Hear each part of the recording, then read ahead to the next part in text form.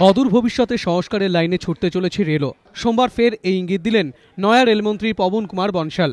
পরিষ্কার বুঝিয়ে দিলেন মমতা বন্দ্যোপাধ্যায় কিংবা মুকুল রায়ের লাইনে আর রেল ছোটাতে চান না তিনি। বাস্তব পরিস্থিতির কথা মাথায় রেখে যাত্রীদের উন্নত মানের পরিষেবা দিতে এবং নিরাপত্তা সুনিশ্চিত করতেই ভাড়া বৃদ্ধির পদক্ষেপ করা হতে পারে বলে স্পষ্ট জানিয়ে দেন তিনি। किराया बढ़ाने के लिए नहीं बढ़ाया जाएगा, किराया बढ़ाने की जरूरत पड़ेगी। यहाँ के लोगों को एक अच्छी सेवाएं मुहैया कराई जाए, लोगों के पास अच्छा हो और ये रेलवे का जो इतना बड़ा ढांचा है ये ठप ना हो जाए, ये कोलैप्स ना कर जाए, उसके लिए जहाँ बढ़ाना पड़ेगा वो बढ़ा के मैं साफ विश्वास दिलाना चाहता हूँ देश के लोगों को कि वो जितना बढ़ेगा कहीं वो कहेंगे कि हाँ आपने ठीक बढ़ा दिया। জনমোহিনী রাজনীতির পথ ধরে নিজে রেলমন্ত্রী থাকাকালীন ভাড়া বাড়াতে দেননি মমতা বন্দ্যোপাধ্যায়। তাঁর দলেরই দীনেশ ত্রিবেদী সেই চেষ্টা করলেও রেলমন্ত্রীর পদ হারিয়ে মাসুল গুনতে হয়েছে তাঁকে। তারপর আর ঝুঁকি না নিয়ে নিজের বিশ্বস্ত সেনাপতি মুকুল রায়কে রেলমন্ত্রী পদে বসিয়েছেন মমতা।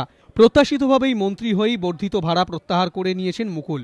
কিন্তু দীর্ঘদিন ধরে ভাড়া বৃদ্ধি না হওয়ায় রেলের আর্থিক অবস্থা বেহাল হয়েছে এবং আর্থিক সংকটে ভুগতে থাকা রেলের বহু প্রকল্পের ভবিষ্যৎ অনিশ্চিত হয়ে পড়েছে বলে অভিযোগ উঠতে শুরু করেছে।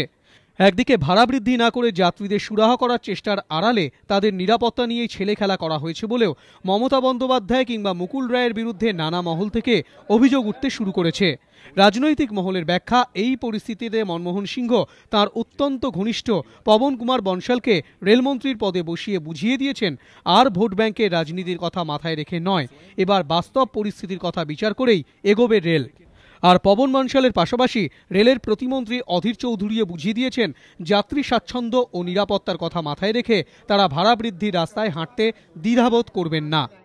মনে হয় যাত্রী ভাড়া কিছু তো বাড়ানোর কোনো অসুবিধা নেই, মানুষ যদি পরিষেবা পায় তাহলে যাত্রী ভাড়া বাড়তে অসুবিধা কি আছে? পপুলিজম তারপরে আবার সার্ভিস দুটো একসঙ্গে চলতে পারে না। সব মিলিয়ে দীর্ঘদিন বাদে কোনো শরিককে দেওয়ার পরিবর্তে রেলের দায়িত্ব নিজেদের হাতে নিয়ে এখন তার সংস্কারের চেষ্টায় পুরো উদ্যমে উদ্যোগী হতে চাইছে কংগ্রেস। বিজেন্দ্র সিংহ, এবিপি আনন্দ, নয়াদিল্লি।